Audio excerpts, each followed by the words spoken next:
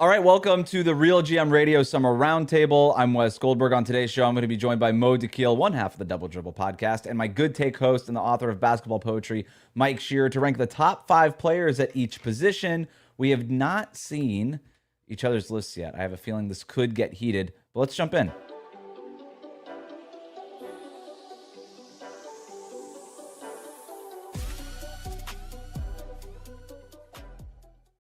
All right, I am here with Mo Dakhil and Mike Shearer. Welcome to the RealGM Radio Summer Roundtable. Today we are going to be making a bold attempt to rank the top 5 players at each position. But before we begin here, I'm having mumble mouth to start today's show. Yeah, this is an interesting start, Wes. I'm enjoying you fumbling. I've been doing 2 hours of podcasts already this morning, so you'll have to forgive me. You're pretty tired at this point. Exhausted. We're having a sleep regression at home. It's like the whole thing. You'll know about that soon enough, Mo. This is, by the way, our last roundtable of the summer. We've really had a lot of fun talking about a bunch of different NBA topics here. We're going to be back to a more regular version of our programming next month. But as always, you could support us by hitting subscribe on YouTube and wherever you get your podcasts. So, like I said at the top, or at least attempted to say at the top, we're trying to rank the top 5 players at each position. This is not easy, in part because I think it's hard to define each position and which player falls into what bucket. So we were all kind of going back and forth on the group chat before we even started doing this on Wednesday afternoon and thinking like, all right, do we just do traditional positions? Do we kind of go more of like the ball handler, wing, center type of thing? That we just kind of call these guys big men? We went back and forth. We ultimately decided, let's just play the 5 positions straight up, and we're going to just try to do our best to put players into these categories, understanding that it might not be an exact science here, but let's get right into it.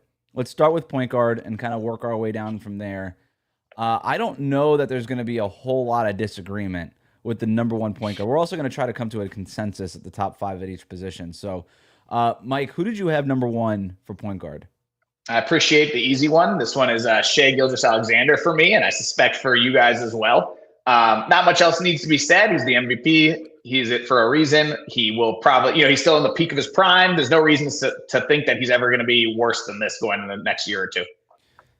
Mo, any disagreement here? De'Aaron Fox. Very good. No, it's SGA. Like, I don't think there's any way to really kind of argue it in any way, shape, or form. He's been the best point guard for the past few years at this point right now, and I think it's pretty easy. And I mean, I don't even know if he'll change much next year. I don't think it will. Look, we could have done a top 5 in the NBA, and we could at least maybe at that point we debate SGA at number 1, but not here. Can I just give you guys what I think is my top 5, and then maybe we just run off that list, because I do think that this position is this one's going to have chalky. I think we're going to have some similarities. Yeah, I might have 1 or 2 surprises. You think so? This was the second hardest one for me after power forward. Yeah.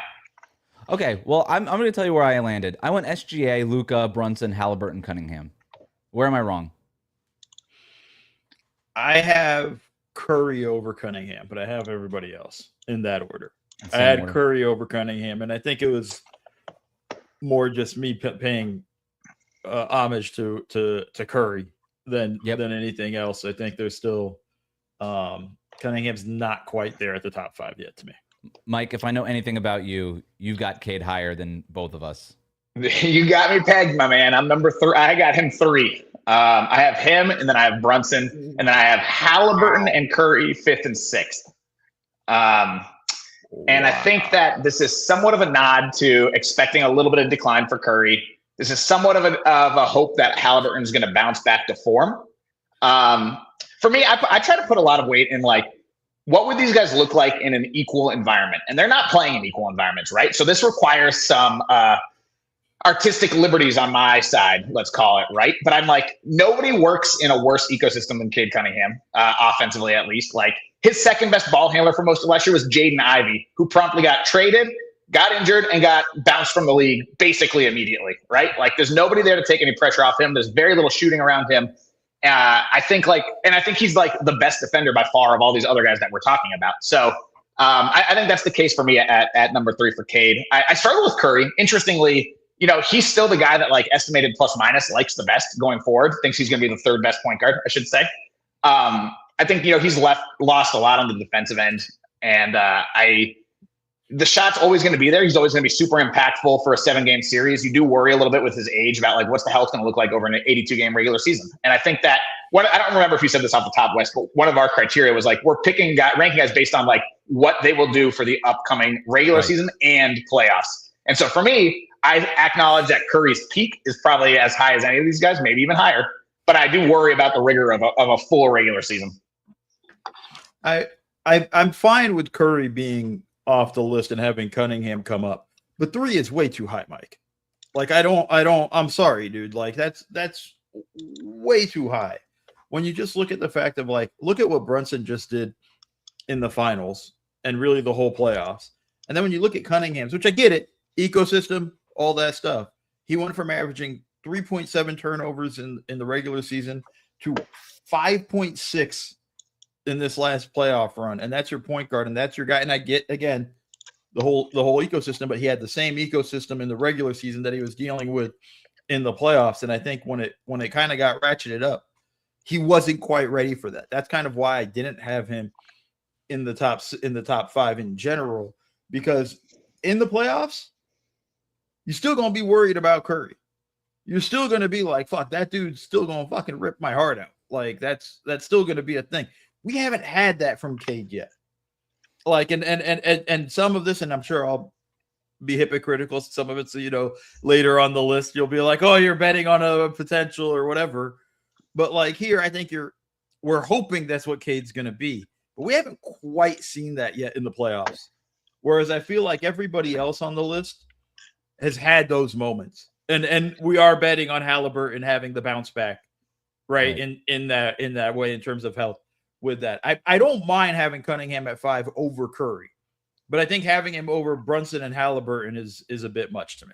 So a quick response to that would be, if there's a lot of recency bias baked into what you're saying, the recency bias being the playoffs, so it should be outweighed. But Cunningham came in 5th in the MVP ballot, like by official voting last year. Like he was at the end of the regular season seen as better than these other guys who qualified for the award, right? Like people were not putting Brunson above Cunningham at the end of the regular season. This is because Brunson went on a heater and Cunningham, who did a lot of good things in the playoffs, but definitely had a horrible issue with the turnovers. Absolutely. Cunningham fell. Curry you can't compare to because Curry didn't make the playoffs last year, So I do think that and it's a tricky balance. The playoffs are more important. I'm not the recency bias is a thing, but it's also you can go off the most recent data you have available. You probably should to some extent.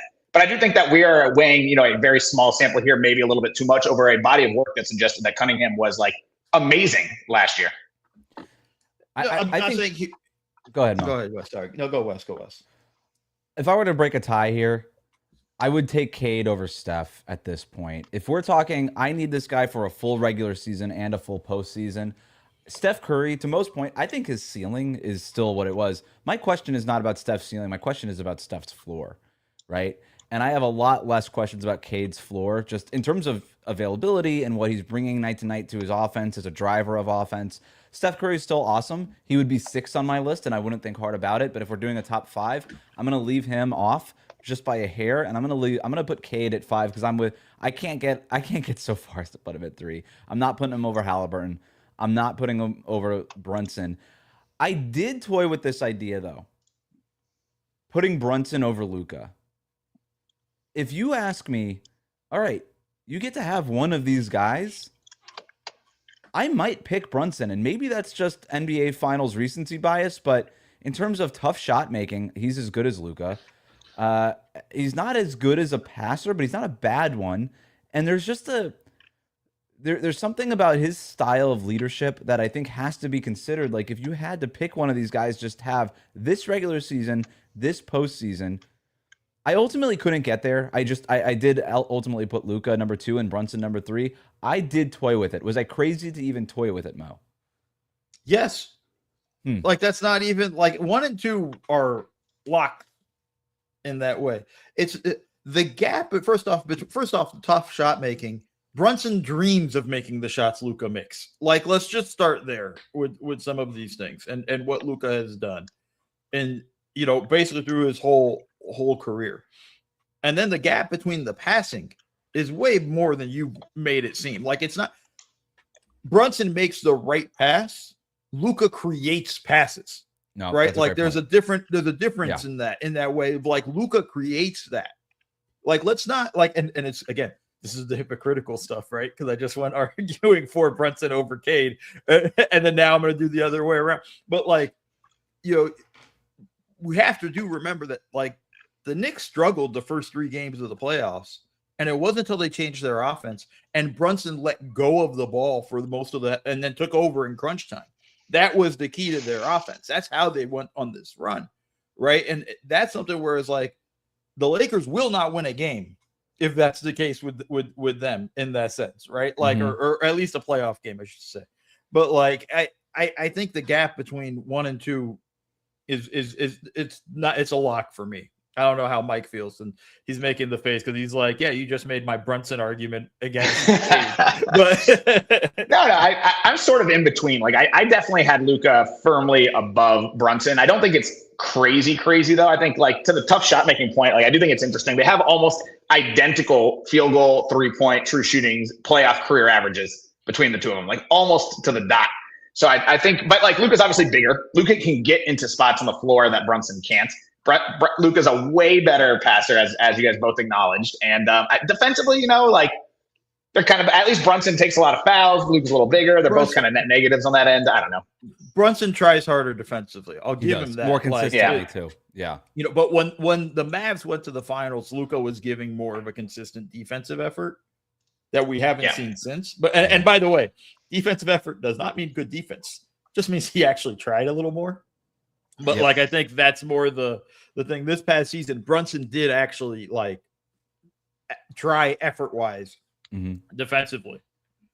So did you guys think about Maxey at all? Because I had Maxey and Halliburton sort of flip-flopping for my 5th spot. And I love what Maxey does. He's not the passer that any of these guys are, really, though. So yeah, I went with Halliburton. Maxey was a tough one for me not to have. But I went with Halliburton in that position.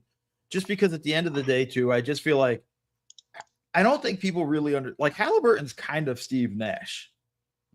Taller, bigger, but, like, he's got a lot of Steve Nash in him. Maxey, as great as he isn't so much the creator I would wish I'd want from my top point guard and a top 5 point guard in that way, right? And we're going to even see it this year. Like, he's going to work at what's going to work in the Sixers offense. They're all going to be off ball at times and work off of it.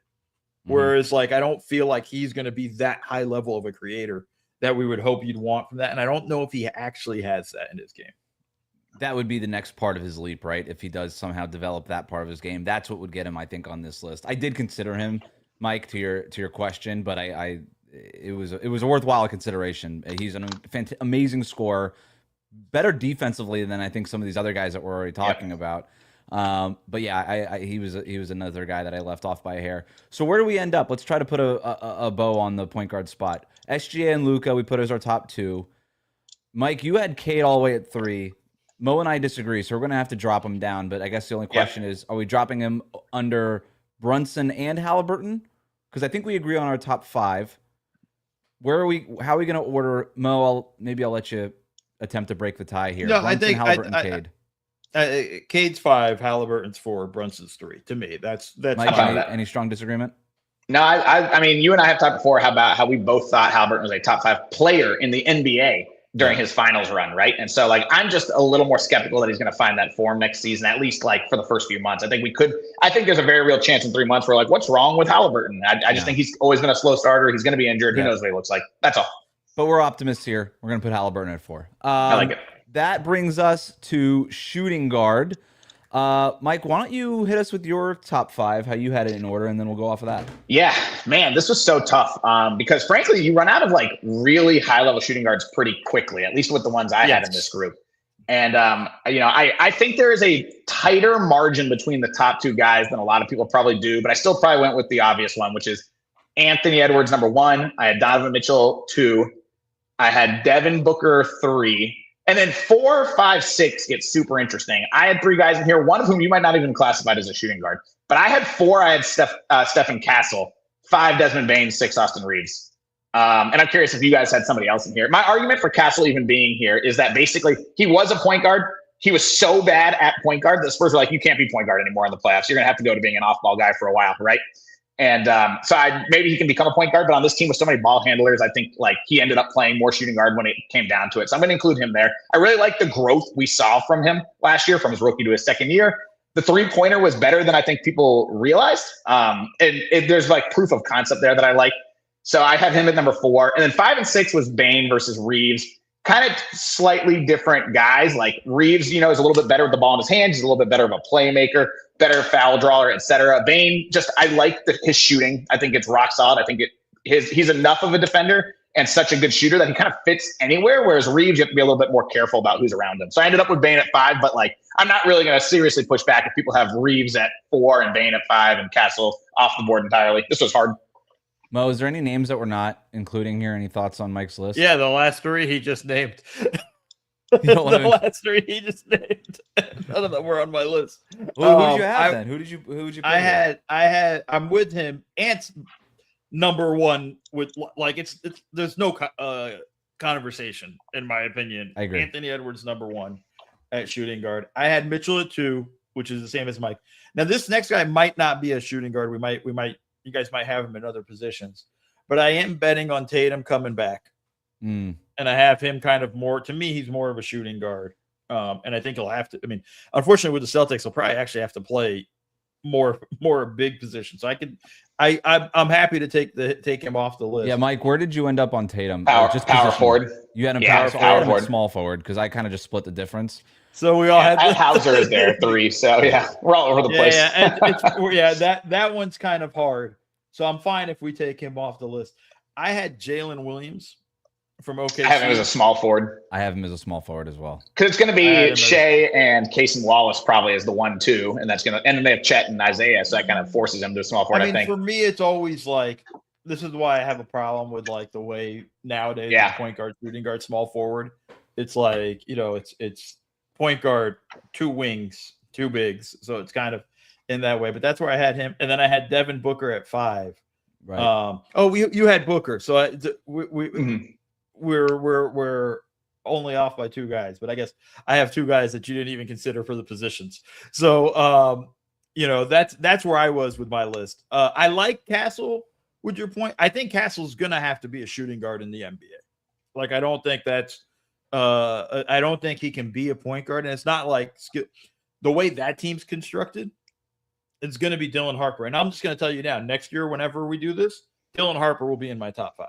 If he has the year I think he's going to have. So, that's in that area. But I think with the way the Spurs are built, he's just going to be a shooting guard with the ability to be the secondary playmaker type stuff. So I think your reads on that's really good, Mike, with that. So, he is more a shooting guard than point guard. But, yeah, I think for me, I'm not – after Ant and Mitchell, I'm probably not tied to this in a way where if you guys want to make changes, I'm good with that. So let's go ahead and just put Jalen Williams in the small forward bucket. Okay. He's logged, according to at least Basketball Reference, which is inexact, but we have to make a decision here. So he logged most of his minutes at the last 2 years. So we're going to go ahead and put him in small forward. We got to figure out what we're doing with Tatum. What do we think Boston's starting lineup is going to be? Not to go completely off track here, but that might serve to at least tell us what spot. Well, actually, Mo, you had him at shooting guard, but we're not going to put him there. Do you think he's more small forward or power forward if you had to pick? I think his traditional position would probably be shooting guard, small forward. But I think with the Celtics and the way their team is going to be this year, he's probably more likely a power forward. Yeah, because it'll be him or Paul George basically will be the 3 or 4. They're basically the same kind of. Tatum's just a little bigger and a little stouter on the board. So to me, he just ends up being the power forward sort of by default there. Can we actually just call Tatum and Paul George both small forwards? And just for the purpose, we're not building the Boston starting lineup. I think if you had an ideal team, Tatum would play the 3 for you, wouldn't he? Yeah, I don't know, man. They had him as small ball center sometimes, right? I feel like he's just so big and strong nowadays. He's just his body is a power forward along with the skill set. Yeah, but it wasn't. But again, but that also goes back to their philosophy of we're going to shoot 1,000 threes in a game. Yeah, and that's and we don't care. It's also a flawed philosophy, but that's a whole other podcast. He's a rebounder. I mean, I think traditionally he'd be a small forward. I think on like 90% of the teams in the league, he'd be a small forward. All right. I like it because power forward is really strong and small forward is really weak as a class. So I like moving him there. That makes it easier for me. So we're going to move Tatum to the 3. Jalen Williams is the 3. So we got both of those guys are falling into the small forward bucket. I'm sure we'll talk about them more in a second. That brings us back to shooting guard. I think we all agree Edwards, Mitchell, Booker in that order, 1 through 3. Mike, I had the same guys. I was kind of toggling between the same 3 guys that you were playing with, Reeves, Castle, and Bane. I didn't really consider Bane that much because I do value the fact that Reeves and Castle can do a little bit more with the ball in their hands. I just think that's such an important trait at that 2-guard spot. So I went with I was kind of going between those 2 guys. It's funny enough, we had such disagreements on guys like Tatum and Jalen Williams. We all agreed that Stephon Castle is a shooting guard. Like we were all we were all right there. Right. I had Reeves 4, I had Castle 5, but I can be talked into swapping those very easily. It's a good so Reeves 4 I think is fine. And I probably should have had him on my list. Yeah, but you had a bunch of power forwards at your shooting guard list, so don't be a smart ass, Mumbles. I think more importantly, I think Reeves at there when we get to Castle or Bane. I mean, you probably go Castle, but I do disagree a little bit with you on what Bane can do a lot more with the ball in his hands than I think he gets credit for. Fair enough. I just think Orlando. I think Orlando just yeah. I think Orlando is just fucking. Like their offense last year was just so putrid in terms of creativity that they put him in bad spots. Yeah. I had Bane 5, but I'm not over Reeves, but I don't feel that strongly about it either way. All right. So we're going Edwards, Mitchell, Booker, Reeves, Castle. Yeah. Mike, you want to debate it a little bit? No, I don't. Like I said, it's like how much do you value transferability and just insta fit versus individual creation? You know what I'm saying? And Bane's well rounded enough that he can basically fill whatever role you need him to on any team. Reeves kind of needs to be a guy he doesn't need to have the ball necessarily, but you do have to protect him defensively a little bit. There are teams that he wouldn't fit as snugly on. That's where I get hung up on a little bit. But I think putting Reeves on 5 is fine. I'm not going to push back on that. I'm a little surprised none of us had Jamal Murray on there. I have him as a point guard and just missing the cut. Yeah. Yeah. I thought about putting Jokic as a point guard just to really mess with people. I'm like, if you're putting Luka as a point guard, and Luka plays power forward defensively, and Jokic is playing point guard offensively and center defensively, is it that big of a leap? No one really thinks of it that way. Everyone's like, oh, your position is who you guard, which I think is asinine. But so I thought about playing with that just for fun, but maybe that was a bridge too far. Okay, let's go to small forward now. The hotly debated small forward spot. Mo, do you want to lead us off with your top 5 small forwards? Yeah, well, I just had to adjust it on the fly because you guys made me reclassify some people. So we're going with that. I know I'm going to get killed for this, but aspiration or not, I still have Kawhi number 1. When he's on the floor, I still think he's the best small forward there. You guys are probably going to tell me this guy's a power forward, but I have LeBron. I had him under small forward. I think I had him as a power forward. Mike, screw you. The 2 of us had. Oh man, he's going to be a power forward next year. Jaylen Brown, DJ Edgecombe, Tyrese Maxey. I'm trying to think of who they're going to be next year. He's going to be a power forward. Yeah, but it kind of goes back to the Tatum thing that we were kind of discussing too. It's like, what is this player's natural position versus what this player is playing for his team? I think LeBron, you can literally, at this stage of his career, you could definitely argue that he's a power forward. He was a small forward 2 decades ago. Okay. And then I had Brown, Tatum, and Williams. Okay. Let me ask you. Ooh, I've got one you're not going to like then. Scotty Barnes. He's in power forward section. Don't worry. He's over there in the Hall of Fame wing. I like Scotty Barnes, by the way. I like Scotty Barnes. I know this is a great bit. The fact that Mo hates Scotty Barnes, just like this nice guy from the Canadian team. Mike, give me your top 5 small forwards because there was a name that Mo left off that I included here, but maybe I'm off base. Yeah, so I don't have LeBron in mind. I had Kawhi was a clear-cut number one. I also did not have Tatum. I had him as a power forward also. But if I had to put him in here, I'd probably slot him at 2. And then after that, it's like 2 guys who I think are basically sort of the same in some ways. They're not in terms of play style, but in my valuation of them, which is Jaylen Brown and Kevin Durant. And then my 5th spot, before we put in Tatum, my 4th spot and my 5th spot were going to be some combination of Jalen Williams and Cooper Flagg, who I haven't heard anyone mention yet. He's going to be a small forward for the Mavs next year, playing next to Washington and Gafford and Lively and whoever else, whatever other big men they want to play. And I'm projecting some growth into Flagg's game. Like, you can't necessarily say he's a top 5 guy based on, what he's done last year. But obviously we know guys of his ilk tend to make pretty big jumps going from year 1 to year 2. So I'm baking that in a little bit. So what I had was, to answer your question, I had Kawhi. I guess I'll do Tatum 2. And then I guess Durant 3, Jaylen Brown 4, and Flagg 5. I feel bad leaving Jalen Williams off, but like, he was just so hurt last year. He was so unreliable even when he was playing. I need to, like, I'm a guy who, when you get injured that badly and you're out for that long, I really do need to see you bounce back to form before I assume that you will. So I also had Durant on my small forward list. Mo, you left Durant off, I'm assuming, because you consider him a power forward. But in Houston, he will be playing small forward. And I think if you ask Durant what position he thinks he is, he would consider himself a small forward before a power forward. I thought he was a shooting guard when he came into the league. So Yeah, it's not, asking players what position they are is a dangerous game. But can we all just put Durant in the small forward bucket, or are you going to make? We can put him in the small forward bucket. We can, So go ahead. So the names I had, and I'm not going to put them in order, but the names I had were like Durant, Tatum, Kawhi, Jalen Williams, LeBron. I did think about Cooper Flagg, and I did think about Jaylen Brown, but I guess, are we putting LeBron in the small forward bucket? I think we are, because me and Mo think he's a small forward, so we're going to put him in here too.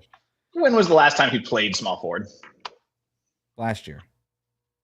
He literally, like, he the way it was kind of set up, Mike, like, yeah, like maybe he was listed as power forward, but he wasn't guarding the likes of a lot of power forwards. First off, he wasn't guarding anybody.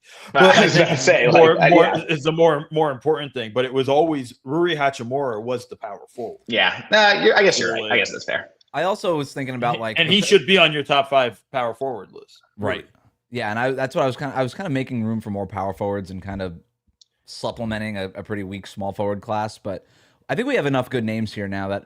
So you guys both had Kawhi, no-brainer number 1, and that's not what I did on first blush, but I have such a hard time with Kawhi because the availability stuff does matter, right? We're talking about you have this guy for a regular season and a postseason. This guy does not finish postseasons. And so I docked him. I couldn't put him in at number 1 in good faith, but maybe I could totally be off base here because when he's out there, he's amazing.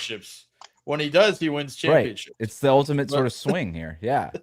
No, I think it's just like part of it is like, I get it too. Like the injury side of it is this part of the story for Kawhi. Like it's hard in that sense. But I just think even what he was doing last year when he was on the floor, like there were stretches it was like, fuck, man, dude still got it. Like, and I didn't think I'd ever see it again. So for me, that's kind of why I put him in there. The thing about small forward in the NBA, it's the widest variance, right? Like how many guys we're debating power forward, small forward, or shooting guard, or where they slot into all those things. Like I think that's the true challenge with a lot of that stuff. So I think, it's for me, I just think he's clearly a small forward and the best at this point. But the concerns of his injury and being on the floor it's fair to have that. So who would you have number 1 then? So I just tentatively put in Tatum. But like I said, I could be talked out of it, right? I mean, he's coming off. I mean, he's on my list, but he's coming off an Achilles injury. Yeah. And he didn't finish the playoffs last year. He didn't play game 7. Yeah, ironically, like all these guys have injury concerns. Ironically enough, if we were going to go with just durability being maybe the biggest factor, we would go Durant number 1. You go LeBron. He's doing it while at 40. Yeah. I also had Kawhi number 1. I mean, it was his best offensive year, arguably ever. And like, he's not quite the defender he once was, but he's certainly a positive on that end. And yeah, like individual games, it just felt like he was unstoppable. So if I were to do like the the Raptors test, right? If we're going to make up something on the fly here of, hey, the Raptors are getting this small forward. How does that change the way you think about the Toronto Raptors?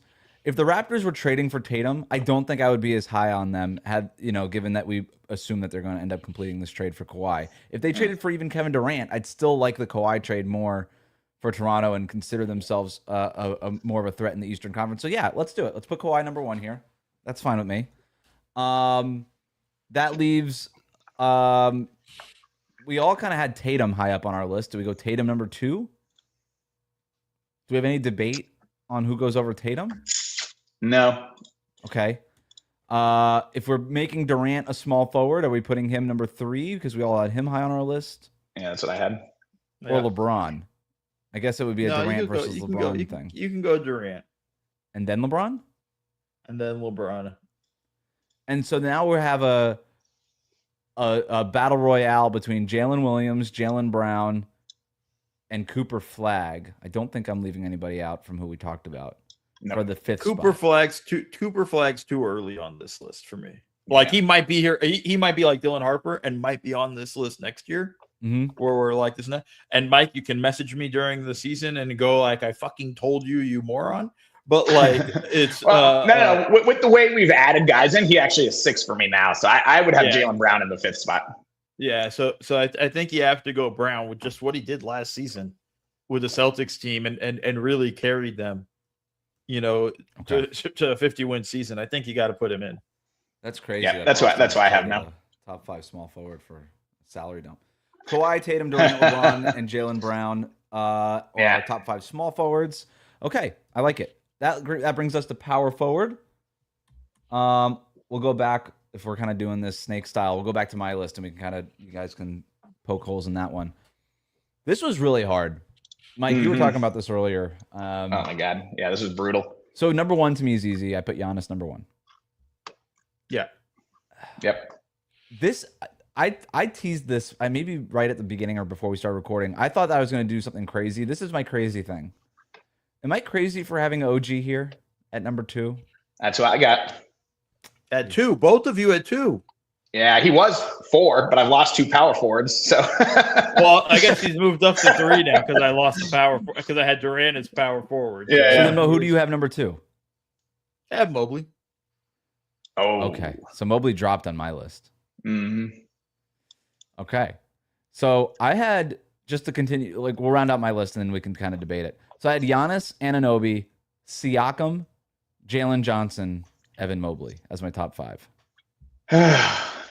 Man, power forward was miserable. I've said before this that it's like doing dentistry with rusty pliers. Like outside of the Giannis thing, it's so hard to switch between. Because they're such different players. You know what I mean? Like power forward is probably the position now where like you have the greatest diversity of play styles and skill sets and weaknesses, which means that like who you're putting higher is really dependent upon what you individually value. Yeah, it has become sort of this ultimate skeleton key position where it's like, hey, get all these things set, and then once you find your power forward, you kind of have completed the picture here. But yeah, I do think all these guys could kind of fit anywhere to varying degrees here. But I originally had Jalen Johnson as a small forward, and then as we continued to add small forwards, I had to kick him off my list. He was in my top 5 small forwards. I look at him more as a small forward than a power forward in the way he plays, just in the way he operates. Mike, where do you have Jalen Johnson? I had him just missing the cut here for power forwards. Okay. But I also had a name in here that I didn't even hear you mention. Denny Avdia. Does Denny get any love from you here in the power forward space? This guy was a legitimate number 1 offensive option on a team that did not have a lot of spacing around him, that did not have a lot of other skilled creators and shooters around him. He's like, his strength is just getting the ball going out in transition and attacking the rim. And he's arguably better at that than any of these other guys are at anything outside of Giannis, obviously. Give me your top 5. I mean, Giannis going downhill is not even a contest. Outside of Giannis, I said. Yeah, right. That's why I specified. Outside of Giannis, I think Denny's top skill is as high in whatever it is as any of these other guys' thing. So I really struggle with this. I don't have super strong conviction, but I had Giannis number 1, obviously. 2, I also had OG Anunoby. Like if you normalize this on a per possession basis, like he's basically scoring as much as some of these other guys like Mobley and Scotty Barnes. He's doing it more efficiently, like obviously differently. He's not doing it as much with the ball in his hands, but I think he also does a little bit more scoring that's not just like catch and shoot stuff than people realize. You know, he's not like a true, like 90% of his shots are coming from three. That's not how he plays really. You know, it's like 50-50. And obviously we know what he does defensively. We know what he does kind of just all around sturdiness in a way that some of these guys have waxed and waned. And, you know, this might be some recency bias too. He's getting a little bit of a championship shine, I think. Yep. But then at 3, I had Scotty Barnes. 4, I had Denny Avdia. And 5, I was like throwing my hands up between Mobley, Jalen Johnson, and Pascal Siakam, who I also think is a little bit underappreciated as sort of a jack of all trades kind of guy. My issue a little bit is like, so I think Scotty Barnes, I'm pretty comfortable having 3. I think he's as good of a defender as any of these guys, including Anunoby. I think he's a better passer than basically all of these guys, except for maybe Avdia and maybe Jalen Johnson. They do it differently, right? Jalen's always got the ball in his hands. He's got gaudy assist totals. But I think in terms of like technical skill, I think Scotty does a lot with the ball. And, you know, everybody here is basically kind of an iffy shooter. This is a problem I ran into when we did our draft, you know? So I would listen to arguments for any of those guys. Well, I would. The one thing you said, like all the guys you listed except for Denny are good defenders as well. And that's also part of this in the way we're doing it. Advia is an absolute negative defensively. Like he's not good defensively. That's why I don't have him in my top 5. I had Siakam, I had OG. Mobley, I think, he regressed a little bit last season, but I think defensively he's still really strong for them. And I just think he was underutilized, and he might be the same case. And he might not even deserve to be in the top 5 with this list, with his regression, because that might not change going into this year. But just like I think if they utilize him more and better, they actually have a really freaking good team waiting for them. With all of that, I don't mind OG being number 2. And would you have dropping Barnes? Mobley down. So I didn't know what to do with Barnes positionally, and so I kind of threw my hands up, and I was sort of waiting to see what you guys thought. But I think it makes sense to put him at power forward. Barnes is hilarious because when you look up his basketball reference, it's shooting guard, small forward, and power forward. It's like, oh, great, thanks, guys. Like you couldn't even just give us 2 options. You gave us 3. With where he goes, I don't mind having Barnes on the list. Is the top 5 in terms of power forward. I think he's more a power forward, than small forward and shooting guard. Just kind of in the mold of OG. So I think that's kind of where I'd put him. So I think I'd put him at 5. He's like a modern Draymond, the way I kind of think about him, and the way that like his utility. But all right, so hey Mo, who did you have 3 and 4 for power forward?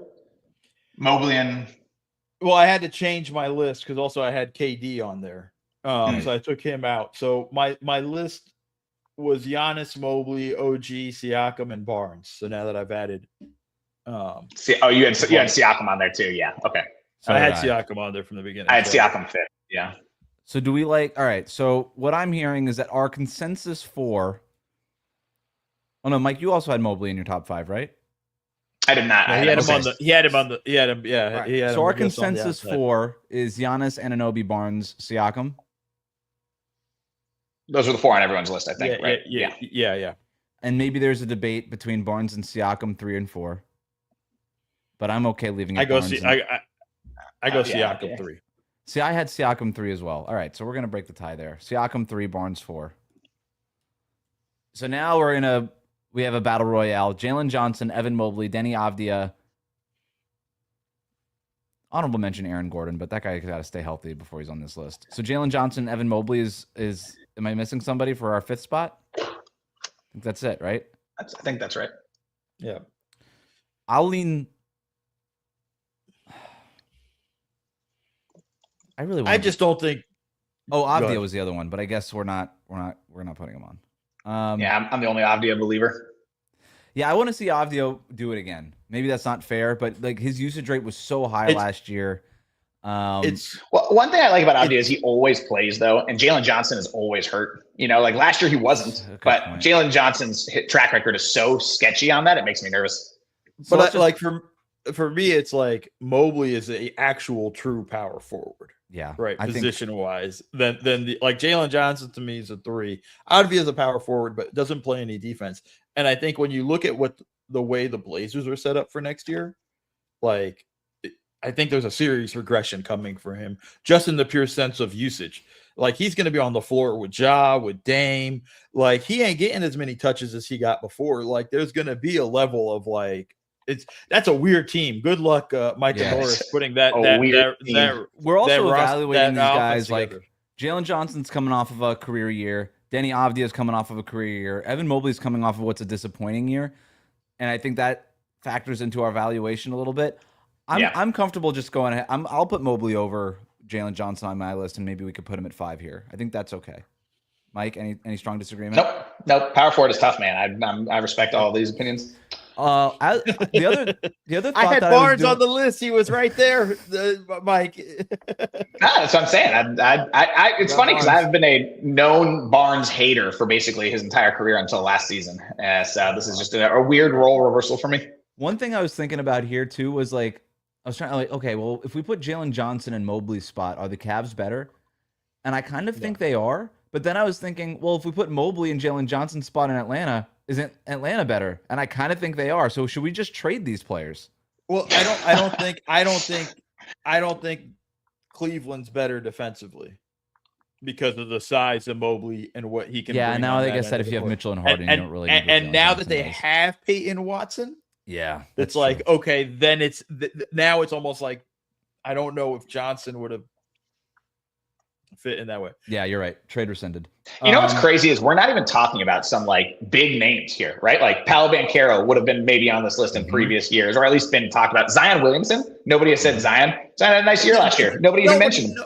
Nobody should say Zion, dude. Like, come on, man. Like he had a nice year and nobody noticed because it doesn't amount to anything. I know. And he's going to get hurt. We all know. It's just depressing. I just get depressed when I talk about Zion, but I do think it just shows the depth of the position, right? It is a deep position. Yeah, it is a deep position. I agree, definitely in that regard. These were the toughest cuts we've had, right? Like that's a pretty tough. Like Jalen Johnson, Denny Avdia, again, Aaron Gordon. Like these guys are good players. The fact that they're not on any of our top 5 lists, those are tough cuts. No, not on your top 5 lists, but let's do center. The easiest position, I think most people would agree. Yeah, I mean. I think so. Yeah. We all agreed that prior to getting on here that Chet Holmgren was a center. So that I do think made things easier. Mike, you think it's easy. Give us your top 5. I would be surprised if you guys had, not shocked, but I'd be a little surprised if anyone had any differences in the top 4 really. But I think the top 2 are very tight. I had Wemby 1, Jokic 2. No argument for me if you have Jokic 1 still. I think that's totally valid and defendable, but I had Wemby 1. 3, I had Karl Anthony Towns. And 4, I had Bam Adebayo. And then I think 5 is where, for me at least, I ran into a little bit more trouble. And the 3 names I was debating between were Chet Holmgren, Alperen Şengün, and Jalen Duren. And I ended up with Holmgren at 5. But you could make the case for the other 2 there also. So did anyone have any major disagreements for me? I had the same list as you, except I had Chet above Bam. Yeah, 4 and 5, sure. I had the same list, but I had Jokic 1. Over nice. Wemby. I just kind of out of respect, I guess, for the vet, I just the multiple time MVP, I just kind of went Jokic number 1. But do we all just want to put Wemby number 1? I'm okay with that. I think Wemby's number 1. I don't think there's fine. Really. I mean, what just we talk about guys being an offensive system. He's just a defense. He's just a defense. Like in the end of the day, like the fact that I don't want to just breeze past this, like in some sort of the fact that we are putting this isn't even a conversation, let alone the fact that we're putting Wemby over Jokic, who's one of the greatest players we've ever seen, and we're just like, nope, Wemby's already better.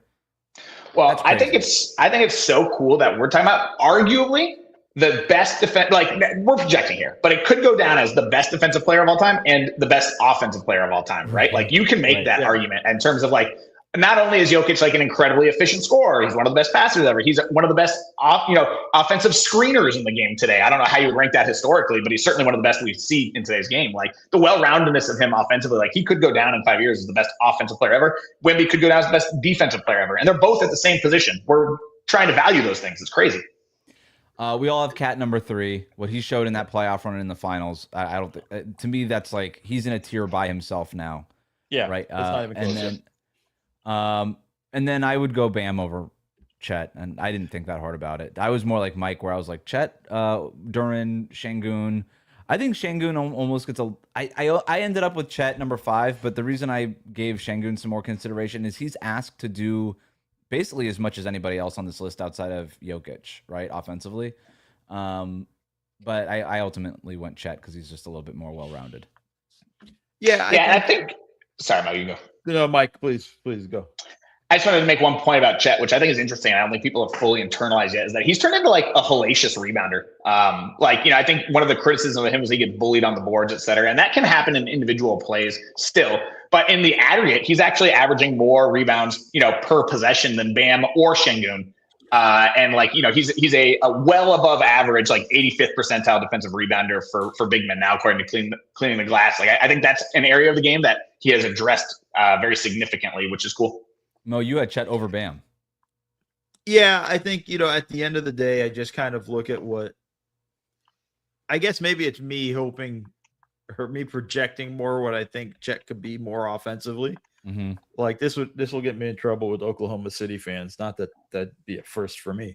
But I think they actually really fucked up his development. Yep. In the way that they've developed him, where he's strictly just outside on the perimeter type of guy offensively, where I think he could do a little bit more, operating at the elbows, a little bit more in the post. I'm not asking for 10 post-ups a game, but maybe 2, like it's or something, but they've never developed that aspect of that game. So now that's basically gone for him. So now he's just a perimeter big man. In it's that interesting because it was 2 years ago, the year they won the title. Remember, he had the midseason injury. I thought the beginning of the year of the regular season, they were using him a little bit more in terms of putting the ball in his hands. And then he goes down, and then Jalen Williams kind of takes those reps, and they're like, oh, wait, no, this guy's really good at that. And they just kind of, Chet came back, and they're like, no, like all that stuff you were doing before the injury, we're just not going to go back to that. That's Jalen's kind of deal now. But they've never come back to it. And they've never come back to it, exactly. Meaningfulness, right? With Jalen being out so much. Yeah. They probably won't now, right? Like they look like AJ Mitchell is the guy they want next on the pecking order. Yeah, it's gone. Like that time to develop that part of his game and everything is gone now. Like I don't see where that's going to come. Like dude doesn't even have a jump hook, right? Like it's not even like, and I'm not asking for, again, like I get it. We don't talk about post play anymore, and all that stuff. But like, there's not even any. It's part of what I thought he'd be able to bring variation to their offense that they just don't have, and I think that's really my larger problem with most teams is they just play one way and they don't have any other ways to play. I'm probably wrong, and I probably should have Chet at 5 and Bam at 4. Okay. I just think also looking forward to next season, I think it's going to be a weird year for Bam, especially offensively with Giannis, right? Defensively, Bam's Bam, right? Like not worried about that. But offensively, I think there's going to be like a weird sort of trying to figure out fit and how's this going to work, and mashing a square into a circle little thing, that my kid will eventually be trying to do at some point in their life. It's like, I think that's kind of what I'm worried about for them offensively. I do find it interesting. We had no Gobert, kind of like no Draymond in this. Like we're not looking at any of these guys, or even I don't know if Draymond classifies as a power forward, but I do find it interesting we don't have those guys anywhere near the list. Gobert was on my larger list, and I just don't know what to do with somebody whose strengths and weaknesses are so profound. Like still arguably like the second or third best defensive center in the league, but the offense has gotten worse and worse every year. Maybe that's not entirely fair, but I just don't trust him on that end, and I think he's such a detriment. He just can't catch anything. I don't know. I don't know what to do with Gobert anymore. No, these guys are all at least good defenders and way better offensive players. Like they bring something to the table that Gobert just doesn't. So, but it is an interesting point though, Mo. Like we're sort like some of these guys that were part of, I guess, what you would call the previous generation are still hanging around. Your Durant's, your LeBron's, like maybe even like a Giannis who's in his 13th year, but.